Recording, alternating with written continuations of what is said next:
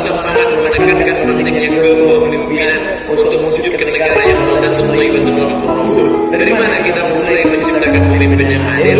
Pemimpin yang adil dibentuk dari tunas-tunas yang hijau.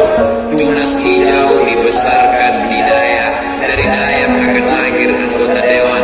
Dari Dayah akan lahir bupati, wali kota, gubernur, presiden, wakil presiden. Dari Dayah akan lahir hakim konstitusi. Dari Dayah akan lahir anggota KPK. Dari Dayah, maka Dayah mesti diperbanyak. Dayah mesti buat berkualitas. Dayah mesti dibantu dan disokong. Dayah merupakan aset kita.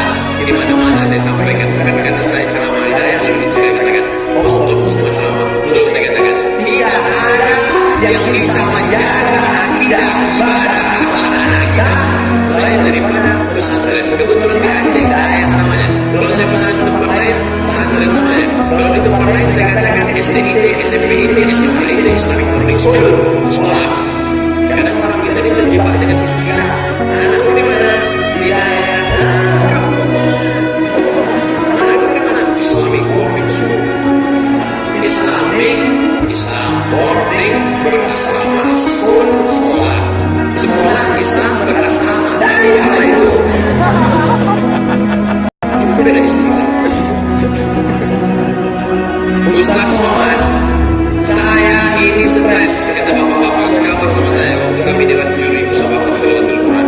Kenapa Pak Haji? Saya pagi sudah pergi, anak saya masih tidur. Saya pulang malam, anak saya sudah tidur. Dia pergi tak ke mall, tak cabut, saya nggak tahu. Tapi sekarang saya sudah tenang, Pak Ustaz, sudah selamat. Kenapa? Sudah saya serahkan ke pondok pesantren. Kalau di Aceh namanya Dayah.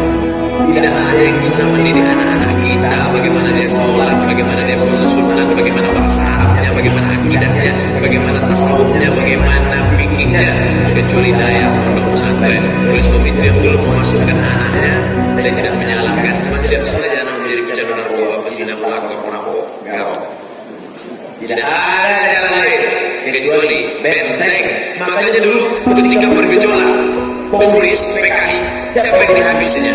Ulama dan pesantren. Pesantren dan ulama. Karena mereka tahu inilah benteng terakhir umat Islam. Oleh sebab itu saya bangga malam ini berkumpul di antara santriwan santriwati calon pemimpin masa depan Republik